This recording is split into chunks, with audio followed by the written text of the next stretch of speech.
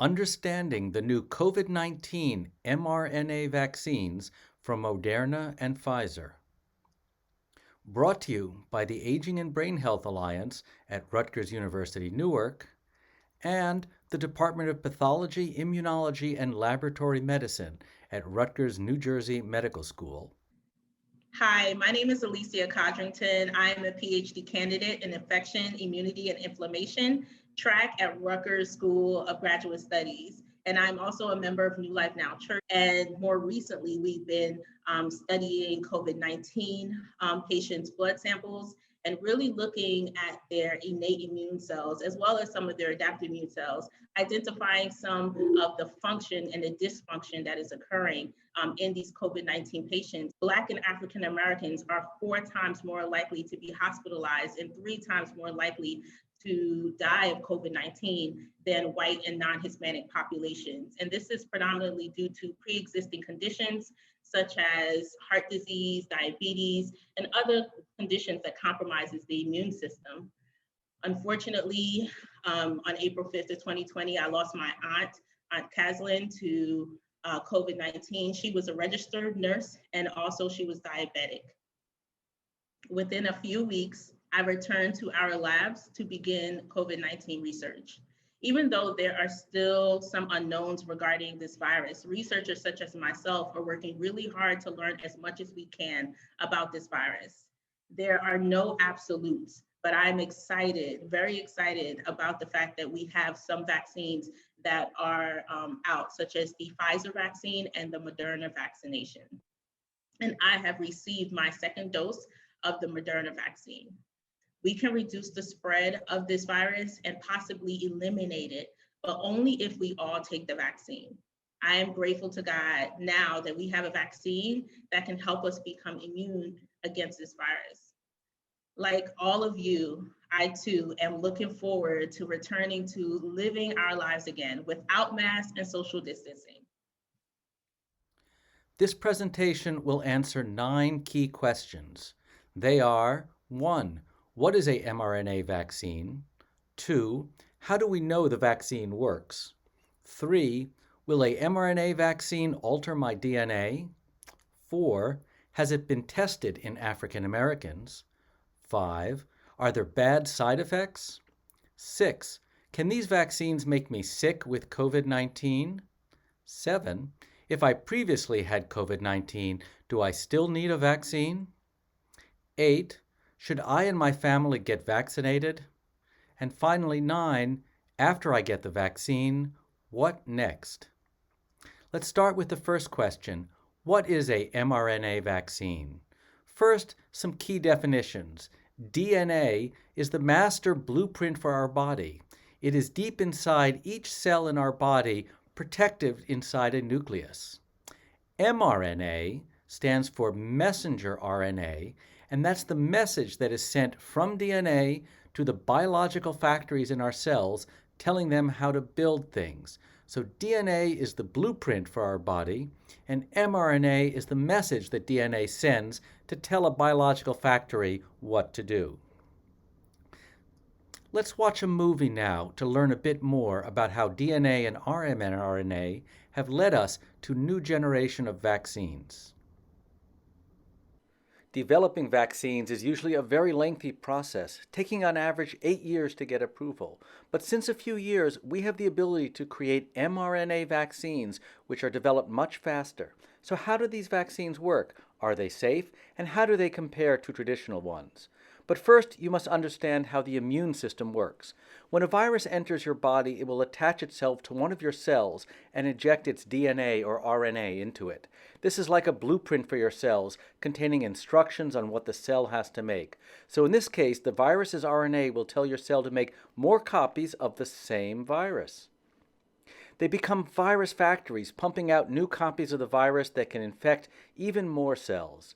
Naturally, our bodies have a defense system for these foreign intruders. The immune system attacks any protein, virus, or bacteria that do not belong in our bodies.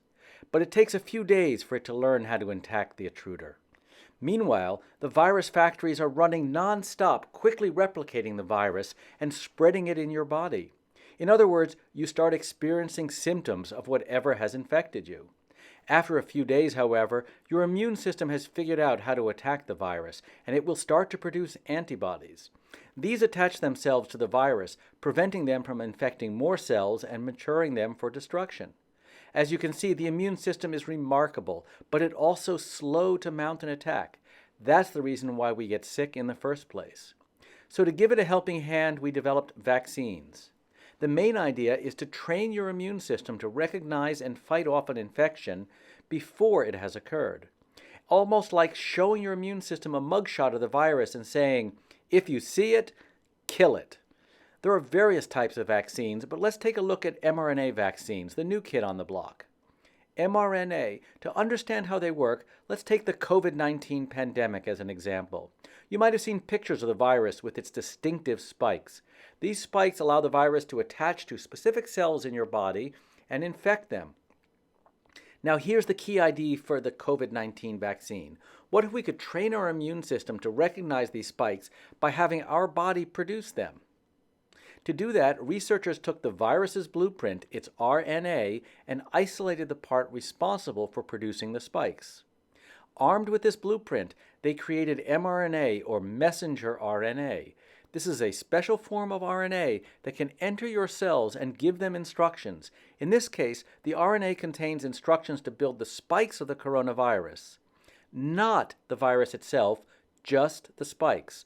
So mRNA vaccines contain instructions for your cells that tell them to build a part of a virus in large volumes, almost like giving them a recipe to follow. Once this is happening, your immune system kicks into action and starts learning how to attack these intruders. Again, it takes time for the immune system to fight off these spikes. But you won't get sick because it's only the spikes, not the virus itself. And that's it. Your immune system has learned how to attack the spikes of the coronavirus. It destroys all the spikes and even breaks down the mRNA vaccine itself.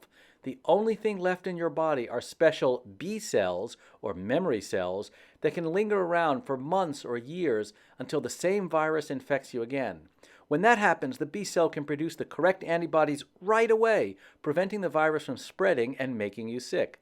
What's interesting about this mRNA technique is that it's relatively quick to develop a vaccine as soon as we know the DNA or RNA sequence of a virus. And secondly, because the vaccine only makes our body produce a part of a virus, we can't get sick. More traditional vaccines used weakened versions of the actual virus. This also triggers an immune response, but could also give you mild symptoms. Now you know how mRNA vaccines work. Will a mRNA vaccine alter my DNA? No. The COVID-19 mRNA vaccines do not change or even touch your DNA. The mRNA never enters the center of the cell where our DNA, the genetic material, is stored. In fact, the mRNA is broken down and eliminated soon after it gets into the body. How do we know the vaccine works? Well, there are two major mRNA vaccines available now, from Pfizer and Moderna, and they're very similar. Both are equally good at protecting you. Both of them were developed very quickly because mRNA technology has been around for years. And most importantly, over 70,000 people were tested on one or the other of these mRNA vaccines before it was approved for the general population. Now that may lead you to ask, has it been tested in African Americans? Let's ask an expert. Hello, I'm Dr. Sharita Golden, Vice President and Chief Diversity Officer for Johns Hopkins Medicine. Many of you have asked us questions about what was the demographic makeup of those in the trials. And so, in fact, we know that in the Pfizer vaccine trial, that 10% of the participants were Black and African American, and all of those participants were recruited from the United States. So that was about 4,000. In addition, there were about 26% of those participants who were Hispanic or Latinx, so a little over 11,000 participants. And then we know that Asians accounted for 5% of the participants in the Pfizer vaccine trial. Moderna trial, there were over 30,000 participants. We know that 10% of them were African American, so about 3,000 participants. We also know that about 20% of them were Hispanic and Latinx, and that was about a little over 6,000 participants. So we hope that this was useful to you in answering some of your questions about the vaccine trials. Are there bad side effects from these vaccines? Not really. In the short term, right after you get the shot, you may feel a little soreness in your arm and some swelling that may last for a few hours or a day. The next day, however, some people, but not everyone, may experience mild flu-like symptoms, fever, chills, tiredness, or headache. And that's okay. That's not bad. Those symptoms tell you that your body is working to build immunity. So if you do feel the fever, chills, tiredness, and headache, just take the day off and relax. Know that your body is working for you while that is happening. Can these vaccines make me sick with COVID-19? No. These mRNA vaccines are very safe because they only contain instructions to build the spike part of the virus that causes COVID-19. They don't put the virus into you. What if I previously had COVID-19? Do I still need a vaccine? Yes. The vaccine may give you stronger and longer-lasting immunity than the disease itself. But talk to your doctor if you were sick with COVID-19 in the last 3 months, and your doctor may suggest you wait a little bit before you get the vaccine.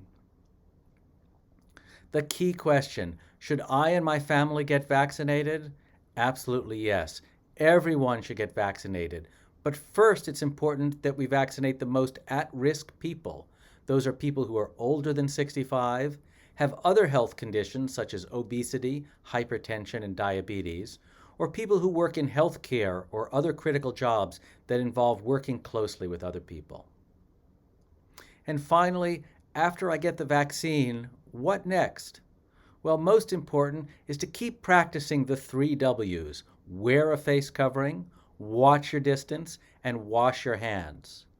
And second, tell all your friends and family that you got the vaccine. Become a vaccination role model for your community. This presentation was created today by Dr. Mark Gluck, myself, a professor of neuroscience and public health and director of the Aging and Brain Health Alliance at Rutgers University, Newark. Alicia Codrington, who you met earlier, a Ph.D. candidate in infection, immunity, and inflammation at the Rutgers, New Jersey Medical School, with help from Diana Grass, an undergraduate honors college student and member of my lab at Rutgers University, Newark.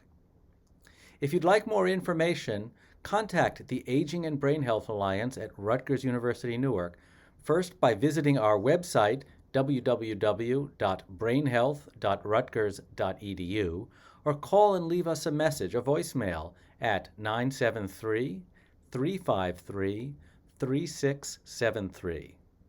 Thank you.